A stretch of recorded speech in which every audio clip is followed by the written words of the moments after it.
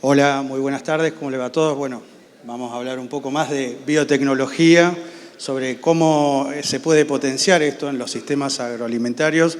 Bueno, acá tenemos 3 especialistas, estuvimos hablando un rato previamente, cómo está la situación actual, qué es lo que puede venir en el futuro. Espero que, bueno, esto pueda transformarse también en dólares, no subir tanto, pero... Así que, bueno, no sé quién quiere empezar. Está Matías Peire, CEO de Gridex, Fabián Díaz, CEO de Cooper Argentina, y Agustín Biagioni, director global de marketing de Rizobacter. ¿Te parece empezar, Matías? Dale. Bueno, ¿cómo ves esto del potencial de la biotecnología en los sistemas agroalimentarios y cuál es el momento actual que estamos viviendo? Bueno, el potencial que creo que desde hace muchos años se viene viendo, todavía no cristalizando, pero sí se viene viendo, creo que está claro, ¿no? Hay una necesidad, me parece que muy fuerte de repensar los sistemas productivos en general, sobre todo sistemas productivos que basan sus prácticas en una matriz petroquímica, ¿no? Y las restricciones que eso trae y la oportunidad que trae los biológicos, ¿no? Respecto de la especificidad, respecto de la compatibilidad de esas aplicaciones con la naturaleza, pero también esas virtudes, digamos, ¿no? También son sus mayores desventajas, ¿no? Como la especificidad es la mayor virtud y el mayor problema, digamos, ¿no? También de la biotecnología.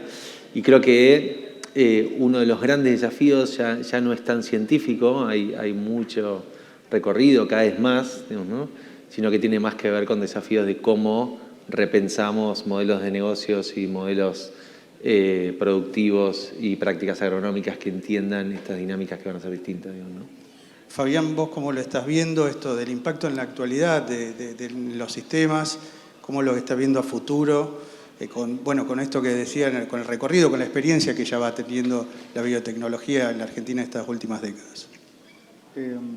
Mira, a ver, partiendo del mercado de biológicos a nivel global, viene creciendo arriba del 11-12% año a año, o sea que ya es una realidad. Comparado con el mercado de agroquímicos, obviamente tiene un share mucho más pequeño. Brasil tiene un mercado de biológicos de arriba de $1.000 millones. Argentina rondará los 120, 130 millones de dólares. Cuando nosotros pensamos en adopción de biológicos, escuchaba el panel anterior que hablaba del productor resistente a estas tecnologías nuevas. Hace 30 años que en la Argentina se usan productos biológicos. Acá el colega es uno de los pioneros en eso y el 90% de las hojas se inocula con bradyrhizobium. Para mí la conclusión es, si se agrega valor concreto al productor, la tecnología permea. ¿En qué estadio está hoy? Y en un estado incipiente donde lo que es biotecnología se está ampliando a un montón de otros sectores donde antes no era un jugador. Por ejemplo, todo el sector de biocontrol típicamente era control con químicos y hoy por hoy cada vez hay más espacio.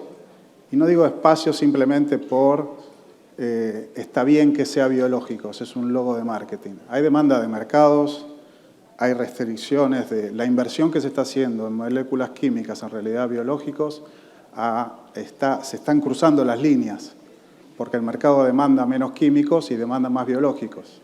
Entonces, si yo soy un productor de soja, en este momento tengo una situación bastante distinta a que si soy un productor de maní, que exporto toda mi producción a Europa y donde tengo la espada de Damocles de que me pueden sacar 2 moléculas que hoy me sirven para controlar ciertas plagas. Y si no tengo una alternativa biológica, no la puedo resolver. Entonces, cuando pensamos en el estadio de desarrollo, hoy está creciendo, Argentina está creciendo, Brasil está creciendo y está lo que es el mercado de biológicos está tocando terrenos nuevos. Y dentro de esos terrenos nuevos está el espacio para nuevas tecnologías, nuevos startups y demás, que tienen que llegar al mercado con una solución integral. Probablemente es uno de los desafíos más grandes. O sea, la adopción de la tecnología no es solo tener una cepa de un producto, sino tener una cepa de un producto con una formulación efectiva, con la logística necesaria para que tenga el tiempo suficiente en las estanterías de los distribuidores, para que sea fácil de aplicar y para que tenga un precio competitivo versus el químico que reemplaza. Entonces, no es solo encontré un producto que funciona o encontré una cepa de una pseudomonas que funciona muy bien en este contexto. Digo, ¿cómo hago que eso llegue a un productor solucionándole un problema efectivo y no complicándole la vida? Dentro de ese contexto, la industria está creciendo muy fuerte. Y a un precio... Y a un precio razonable. O sea, si uno va a ir a competir con un químico que vale $1,50 por hectárea, y bueno, es difícil que puedas producir un biológico a ese... Y eso puede ser que se siga acomodando el tema de precios. En términos de químicos y biológicos, todos se están modificando. Obviamente tenés que ser rentable y producir en la escala suficiente como para que eso cierre. Los costos de fermentación en los últimos 20 años descendieron exponencialmente, ¿no? La infraestructura de este mundo biológico viene mejorando y viene dando más posibilidades, entonces estamos en trayectorias de descenso de costos exponenciales. Y en ese sentido, bueno, Agustín, antes de entrar, cada 2 palabras era biológico, ¿no? Pero de todas formas, uno va viendo esto que decís, va creciendo exponencialmente el mercado, pero bueno, en los resultados se ven diferencias, como en el impacto que pueden tener, cómo lo estás viendo, digamos, sobre todo a futuro, ¿no? Esto que uno ve, un crecimiento que tiene mucho para seguir creciendo, pero que, bueno, tal vez como decías recién, haya que entrar en una fórmula mixta, ¿no? Mirá, ¿se escucha bien? Sí. Creo que la clave está, el biológico, si querés te abre una puerta, depende de la performance del partido que jugás. O sea, vos, el biológico hoy en día te hace entrar, o sea, es lo que lo hace entrar a Colapinto en Alpine. O sea, vos entrás ahí, después tenés que rendir. Nosotros lo vemos con claridad, hay biológicos ha habido un montón, los inoculantes hoy en día el productor ni siquiera los considera un biológico y los adopta y, digamos, en Argentina es el biológico a nivel global que más se usa y no tenés ningún tipo de obstáculo. Después hay otros, cuando la performance está ahí, nadie te va a pagar un premio o reconocer un castigo en rendimiento por ser biológico. A no ser que tengas una restricción en algún mercado determinado, como puede ser el europeo en alguna cuestión, o como lo que está pasando ahora en Europa.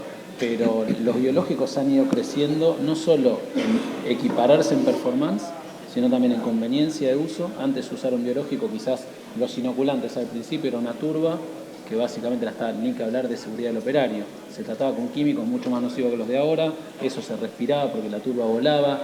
Había una serie de cuestiones en el proceso de manipulación que hoy en día ya está mucho más estandarizado, es mucho más análogo en el uso y en la performance a lo que es una alternativa química. Pero también los biológicos tienen una cosa muy particular, y lo hablamos con varios acá de las startups. Vos no tenés startups de químicos, o tenés muy pocas en la parte de agro, son todas biológicos. Y la pregunta es ¿por qué? Muy de una época, ¿no? La encapsulación de lo químicos. químico por ahí viene más de la era industrial. Pero lo que tenés ahí, es una cuestión de época, pero una cuestión de época regulatoria también. ¿Cuánto te lleva el costo regulatorio de un químico versus el de un biológico? Claro. Si vos lo planteas de una startup y vas a competir con las grandes multinacionales, con las grandes de químicos, nadie lo agarra por ese lado. Y ahora, ¿cómo venís del marketing? ¿Cómo esto comunicarlo, ¿no? ¿Cómo trabajás esto en la comunicación? La clave es, lo escuchaba en el panel anterior, me gustó lo que decía Ricky en cuanto a esto del gap con el productor. O sea, vos tenés que llegar y entender con quién estás hablando y qué tipo de comunicación estás teniendo ahí. Si vos llegás a hablarle de tu tecnología, de que la fijación, de que tenés que hacer 7 aplicaciones y le hablas otro idioma, es como llegar y hablar en chino cuando hablan inglés o cuando hablan español. Vos ahí tenés que entender el paradigma productivo de ese productor y empezar a llegar. Nosotros históricamente estuvimos con los inoculantes, después trabajamos con lo que fue biocontrol, tratamiento de semilla, cuando teníamos a la par los mejores tratamientos de semilla químicos y vendíamos las dos opciones. Igualdad de precios, igualdad de performance. Entonces ahí es cuando el productor empezó a reconocer y empezaba a ver los beneficios. El biológico en general te da mucho beneficio en el largo plazo. Lo que es aparición de resistencias, está comprobado que los biológicos es mejor. Y después también se van dando cosas que me parecen interesantes en el marco regulatorio. Creo que la ventana en algún momento se va a cerrar para los biológicos en la parte regulatoria. Bueno, eso es lo que quería preguntarle a Fabián, ¿no? ¿Cómo veías eso en el esquema regulatorio? Particularmente en Argentina está en un proceso de cambio, incluso hay alguna normativa nueva al respecto que todavía está en proceso de discusión. Es interesante porque ahí hay que diferenciar, y esto yendo súper a lo práctico, una cosa es, yo voy a traer un microorganismo de los tradicionales, una tricoderma, un bacillus, y el organismo de Contralor está preparado para eso. Ahora yo traigo un nematodo entomopatógeno o una ameba que produce ciertos efectos. El organismo de Contralor no está para nada preparado para eso y se mete en problemas y ese problema, no digo en problemas hechos, sino que científicamente no tiene el conocimiento, no sabe cómo evaluarlo, cómo analizarlo, y eso se termina traduciendo en tiempo que te va a llevar al registro. ¿Crees que con la desregulación que tendría que cumplirse ahora en los 90 días se podría dar o ves algún esquema de intermedio? La desregulación puede que pegue más en la primer categoría, o sea, de microorganismos conocidos en la Argentina, de lo que es más punta de lanza. RNA de interferencia, podemos seguir nombrando un montón de cosas que son interesantes, pero sí hay que tener en cuenta que del otro lado hay una persona sentada atrás de un escritorio que tiene que evaluar eso y que lamentablemente no está muy actualizado. Pero bueno, supuestamente si está validado en Brasil, en los principales países, podría llegar a entrar, ¿o no? Sí, no. Todavía no salió. No. A ver, si la tecnología no está en Argentina, la respuesta es no. Okay. Sí. Pero yo creo que subyace un problema más profundo del científico que también, digamos, no hay capacidades para poder entender eso, sino que estos organismos regulatorios no tienen la experiencia de pasar por procesos regulatorios de productos novedosos a nivel mundial.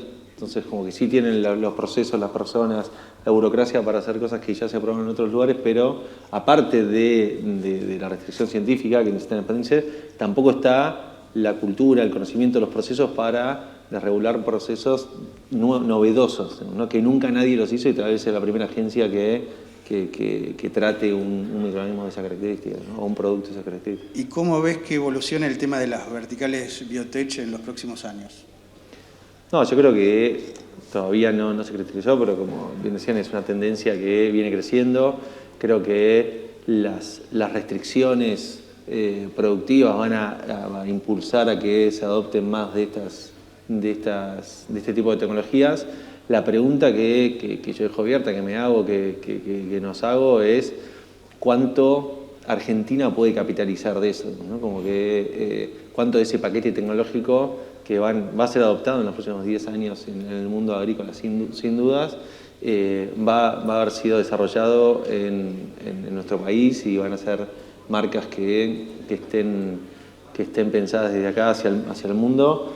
Creo que no va a haber muchas más oportunidades o no pasan todo el tiempo estas ventanas de oportunidad y un ecosistema que ya está respondiendo, que hay un montón de empresas dando vueltas para traer este tipo de productos y para ser protagonistas, pero que no vemos hoy al sistema con la agilidad para que se promuevan a la altura de lo que podemos hacer en Argentina con este conocimiento y sobre todo con el mercado interno que no es menor para que estas empresas puedan surgir, que lo que existe también, digamos, ¿no? Y venimos bastante bien con el tiempo, es decir, preguntarle en este sentido, bueno, hay una apertura económica, una campaña por delante, estamos en septiembre, aunque llovió fuerte el fin de semana en toda la región. ¿Cómo lo están viendo para lo que viene, para el maíz, para la soja? Aprovechamos, hacemos un ping-pong. ¿Cómo lo están viendo? No hay campañas fáciles en la Argentina en los últimos 20 años o 30 años. Siempre tenemos algo como para quejarnos, también es deporte nuestro de los argentinos, ¿no? Los números están más finos, va a ser más desafiante en términos de adoptar nuevas tecnologías, pero el espacio siempre está. Yo creo que hay, por decir un número que no es justo, hay un 50% de los productores, X% de productores que están en un modo más operar y producir y tratar de que los números cierren, pero siempre hay un porcentaje que puede ser un 10, 15, 20%, lo mencionaba en el panel anterior, que les interesa probar cosas. Y hay mucha gente que viene probando cosas que ya saltando de la escala de lo probé, conversábamos de los fijadores libres de nitrógeno que están en el mercado hace 2, 3 años. Eso ya está pasando una parte de la curva y lo bueno es que el productor argentino es exigente, te toma la temperatura, te mide, no se come una. No, pero por ejemplo, los precios no están acompañando y por ahí uno podría suponer que hay más margen para el maíz, para meterle más innovación ahí que a la soja que está por ahí más ajustado, ¿no? Pero en realidad yo creo, ahí mi perspectiva es el margen es del productor, no es del cultivo. O sea, vos haces el margen del cultivo y el productor, digamos, vos tenés un productor que adopta tecnología, va a restringir, por supuesto, lo va a adaptar. La variable de ajuste ahí muchas veces es el fertilizante, lamentablemente en Argentina, o sea, gran parte de la brecha que tenemos de rendimiento son por el fertilizante, pero yo comparto lo que decía Fabián, o sea, vos tenés, el productor que adopta tecnología va a estar probando, tiene una parte que siempre va a estar probando cosas y oportunidades de ese estilo hay. Yo creo que es una campaña desafiante, siempre es mejor arrancar con más agua que con menos agua, con lo cual hay zona muy afectada, todo lo que es la zona del centro de la provincia de Buenos Aires está bajo el agua, con lo cual hay que ver cómo progresa todo eso y ahí hay que ver si eso también, gran parte de eso termina quedándose en maíz, va un maíz tardío, si termina cambiando el cultivo, pero yo creo que es una campaña desafiante, pero que viene bien. Y después en cuanto a lo que es el uso de tecnología, nosotros lo vemos que lo que es tratamiento de semillas viene bien. Todas las campañas cuando hay agua hay más enfermedades, o sea, el productor eso lo sabe y va a ir usando productos, así que desde esa perspectiva está. Y nuevas tecnologías se vienen, sumo algo que decía Fabián en cuanto a los productos nuevos. Nosotros tenemos parte de los productos que es con el microorganismo inactivado, que es algo totalmente distinto. Cuando llegamos a Senasa no sabía cómo procesarlos. Y en eso vos tenés, creo que el agro tiene un camino arduo para recorrer en la parte del lobby. Es impresionante, me tomo un paréntesis, tema transgénicos. Pharma en los 80 no tuvo ningún problema con transgénesis, lo ganó, todas las levaduras, digamos, la gran parte de la insulina se hace con levaduras transgénicas y nadie decía nada. En los 90 aparece la soja RR y los transgénicos se asocian a agroquímicos, mala palabra. Y ahora, por ejemplo, en Europa se están prohibiendo químicos todo el tiempo, aparecen todas las noticias, hacen extensiones y hoy en día, y lo digo con conocimiento de causa porque lo estamos viviendo en vivo, los requerimientos para una crema para la cara son menores que los requerimientos para un producto que se usa tratando a la semilla en el campo, o sea, hasta que llegue al consumo falta un montón y tenés mayores requerimientos. ¿Por qué? El lobby de Pharma es distinto al lobby de la agricultura. ¿Qué creen que falta para cerrar, para mejorar ese lobby? Estamos en una institución como la Bolsa de Comercio, hay distintas organizaciones. ¿Cómo creen? El lobby bien entendido, ¿no? Lo que lo planteas. ¿Cómo creen que debería ser eso para, a diferencia de las farmas, tener mejor lobby del sector? Para empezar, es uno de los pocos, no es un problema argentino, o sea, es global en todo esto. En Argentina tenés un montón de cámaras,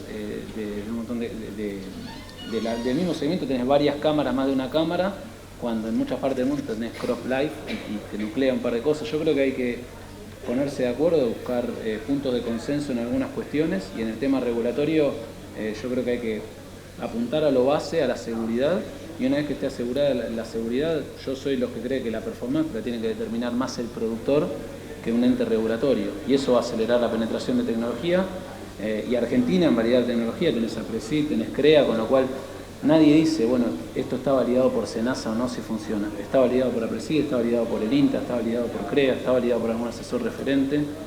Y otra cosa que cambió mucho, y en biológico me preguntabas del marketing, cambió la toma de decisiones. Antes me lo recomendaba el asesor y yo lo adoptaba. Hoy en día creo que nadie toma una decisión si no lo consulta con al menos 2 o 3 personas, en ningún ámbito de la vida. Vos vas a lo de más confianza, necesitas una validación de más de uno, por la cantidad de fuentes que tenemos, y uno de esos sin duda hoy en día es ChatGPT. Bueno, eso te iba a decir, pero bueno, no nos queda más tiempo. Fabián, ¿querías agregar algo? No, simplemente no quiero dejar como la visión pesimista de la parte regulatoria. si uno tiene una startup, hay que meterle para adelante, se consigue, funciona. Yo pondría más énfasis o más cuidado en pensar el producto llegando al productor con todo lo que hay en el medio. Insisto en el tema, hice la investigación, encontré un bicho que es buenísimo, que anda bárbaro. Bueno, fíjate que lo puedas escalar productivamente, cuánto es el shelf life que tiene, cuál es tu canal de venta, porque si vas a vender a un solo producto, vos solo te vas a morir en el intento. Cómo educás, cómo haces que el productor pruebe, a qué productores vas para que prueben el producto, qué compatibilidad tiene con los químicos, pues tu productor va a estar aplicando eso con un químico. Argentina tiene pocas entradas al campo comparado con Brasil, que entran todas las semanas, si querés. Entonces tenés que ver toda esa línea, y uno de los aspectos es regulatorio. Hay que atenderlo, hay que trabajarlo, pero todos los otros son también importantes. Muchas gracias, Fabián. Muchas gracias, Agustín. Mati, una última palabra, porque ya el tiempo nos dijeron bastante. No, está en línea, y también ser optimistas y también pensar el potencial que tenemos desde Argentina para ser protagonistas de esta revolución. El agro argentino siempre fue muy innovador, y se viene un nuevo paradigma productivo, ¿no? Como que ya está pisando fuerte y que tiene muchos elementos de costos que van a permitir acelerar ese proceso, y Argentina tiene que poder ser un protagonista global del paquete tecnológico que desarrolle eso. Bueno, muchas gracias a los tres, muchas gracias a todos. Los dejamos con el siguiente panel, así que muchas gracias.